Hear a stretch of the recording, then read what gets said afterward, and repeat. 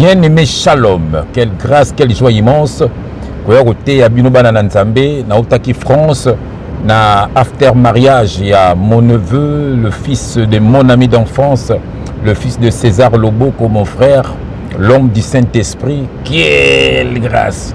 Moi na Bori Loboko abalaki bomonaki mariage na salaki vidéo. Alors il fallait qu'il na kende ko sambelela ye, alors nga nazalaki na musala yango na zongelaki bango elekaki malamu mingi. Après tokendaki kolia na libota botala moi image oyo. Alléluia. Flagi na ya France na kutana na mwana tobani na bapara. Quelle grâce. L'homme du Saint-Esprit. La famille reste la famille. Merci à mon frère JF. Quelle grâce. Maman Judith. Ça c'est le coco. Bouri. Voilà le marié. Chadi. Voilà. Frézérine. Moi je l'appelle comme ça. Bon, je suis désolé, on est en famille. Quelle grâce, j'avais promis que je vais venir. Soyez bénis. After mariage.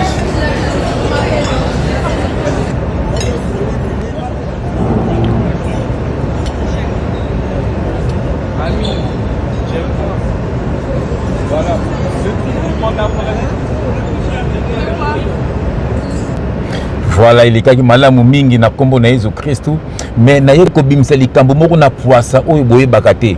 Lokuta ya ba pasteur sorcier, alléluia, ba pasteur commerçant, ba pasteur boulawayo, alléluia, ba pasteur escroc, bien-aimé dans le Seigneur. Lokuta na bango, ceux qui obéli malade, ok, comme on a pasteur. Ayebisi okota jeune, il y a 21 jours, il y a boyi na boyi, na habité ce qui y a combien de jours après jeune wana au monde pe maladie no biki, yo kanisi ye muta biki si yo, lokuta mensonge, bien-aimé dans le Seigneur. Botu na ba médecin ba koyebisa bino bien aimé maladie nyo soyeka na nzoto na biso, c'est par rapport ya biloko to liaka ya biloko to melaka. Alors yango nde pesaka biso ba maladie, soki oza discipliné bien aimé ekozala pasi pozwa ba maladie, même ba cancer, même ba diabète, même ba prostate, soki oliaka sukali mingi, soki oliaka mungwa mingi, ba mayonnaise, ba ketchup, komela masanga mingi, même ba boisson sucrée komela ngo ebele, yango nzamba zo pekisa biso les excès de table. Bien mais yango nde ko peso ba maladie. Soko mi pesi tamboko boy, ozolia lisusu te, ata pendant 21 jours yo moko kaka, ozo melaka ba mai na 18h ozolia ka ba fruit. Bien aimé okomona ba organe na yo. Tango yoki nzala makasi ezoluka biloka kolia ezomona te bien aimé ekobenda ba maladi wana ezobenda ba maladi wana ezolia ba maladi wana okomona pe après quelques jours maladi wana pe ki. Alléluia. Bien aimé dans le Seigneur, eza nango pasteur te, eza yo moko, eza nzoto na yo ezoluka biloka kolia ezomona biloka kolia te. Na mona ki mundele moko asalaki témoignage sur la prostate, azali ko bela prostate. Mundele wana ami pesi ba discipline, ami pesi 21 jours ozo liate bien aimé kaka na 18h allié ba fruit, bien aimé komela mai ebele pendant la journée na 18h allié ba fruit na journée bazo melaka mai soirée ka mai butu ka mai. Bien aimé après 21 jours azalaki lisusu maladie te keba na ba pasteur baza lokuta yo moko mi pesa discipline na kolia okomona nde ba malade ko sauter yango moko ba pasteur baza lokuta baza miyibi baza ba démon bien aimé bende ko détruire bino bende ko kosa bino yo kelo ko lilobe lobi awa na Colossiens chapitre 2 verset 8. Je vais lire au nom de Jésus-Christ. Prenez garde que personne ne fasse de vous sa proie par la philosophie et par une vaine tromperie,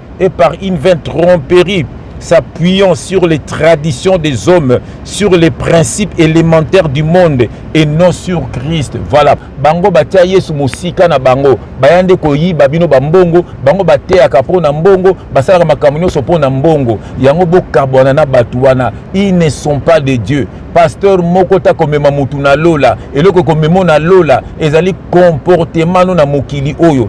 yeba kotambola. Ce que Dieu te demande, c'est l'abandon du péché. Alléluia. C'est la repentance. Que veut dire la repentance? Le retour vers Dieu, l'abandon du péché. Voilà. Tambola na vie de prière. Sambelaka avant toute chose. Ata 1 minute à pamba. Ata 2 minutes à pamba. Bien aimé Yesu kozala na yo. Loboka Yesu kozala na yo. Nzamba ko batela yo. Nzamba ko kwesa banguna na yo. Nzamba ko débloquer ne ce kangama ki na bomoi na yo. Yebande ko tambola na Yesu. Ndako ya Nzambe eza nde yo. Nzambe avandaka na ndako ya bato mokili batongi te. Baza kokosa bino, basengi bino bambongo, batonga beglise bâtiment. Alléluia. Batiango na bakombo na bango. Ekomi ba entreprise familiale. Ale mama pe koteya, bana pe koteya, ba former basi na bango, ba former bana na bango. Alléluia. Po lobi soki azate, moi c'est sur élève. Bana bazur élève. Oh, epesi passe, epesi mawa. Sortez du milieu d'eux. Miyibi bandoki.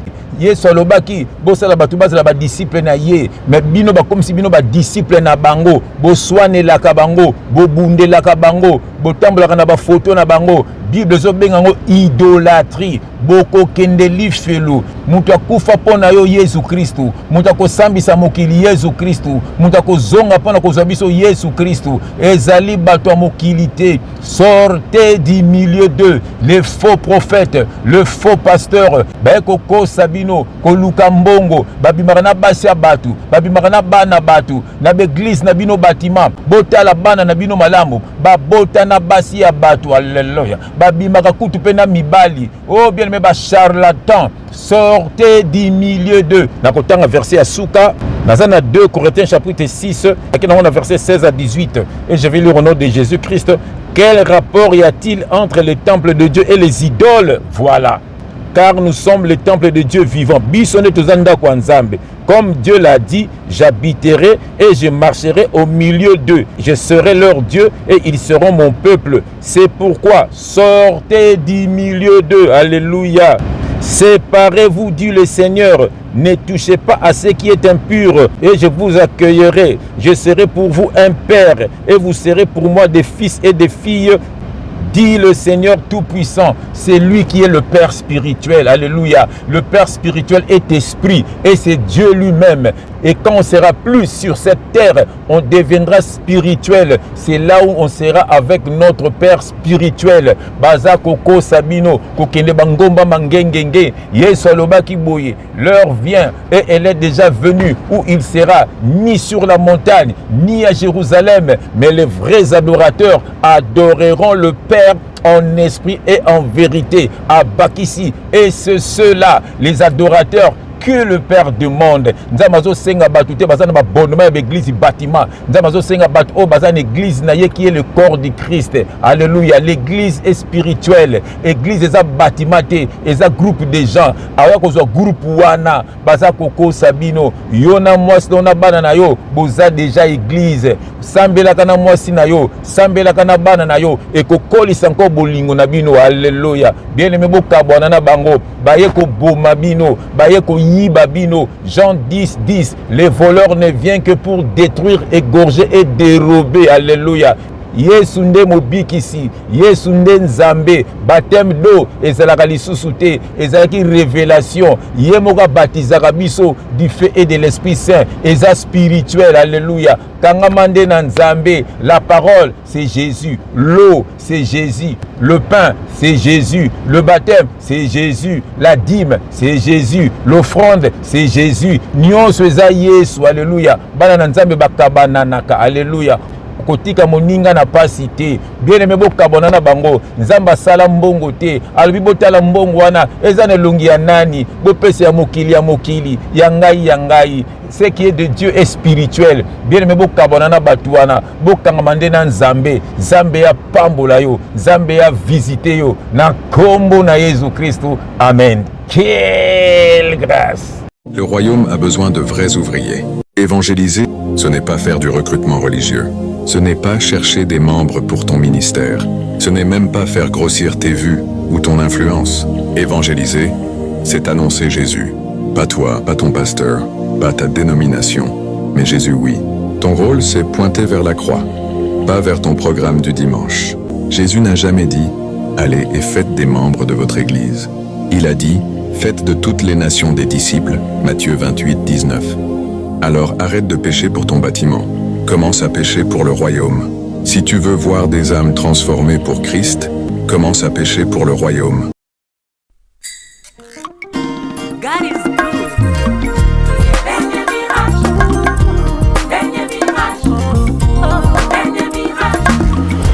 Restez branchés.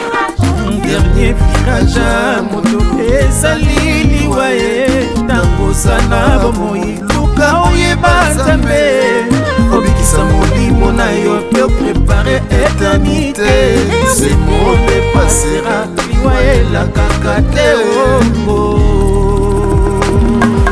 Restez branchés. Rachetez les temps car les jours sont mauvais. Ephésiens 5:16. Dernier virage de vie à moto, c'est la mort. Milekena moto ezali liwa ye takosana bomoi luka oyeba nzambe obikisa molimo na yo pe préparer éternité tout ce monde passera liwa elakaka te Restez branchés.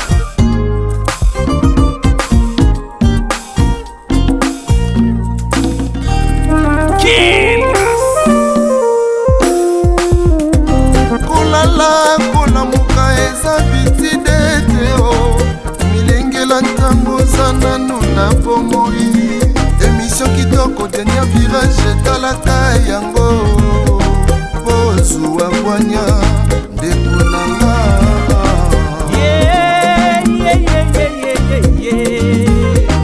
alakwa alobaki tout accompli atangisa makila po yo bika ponini okokobika ye landaka émission dernier virage ya alimia mongala ye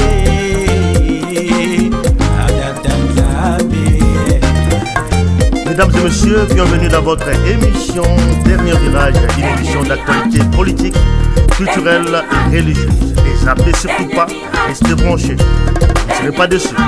Dernier virage, moto ezali liwa ye takosana bomoi luka oyeba nzambe obikisa molimo na yo pe préparer éternité ce monde passera liwa elakaka te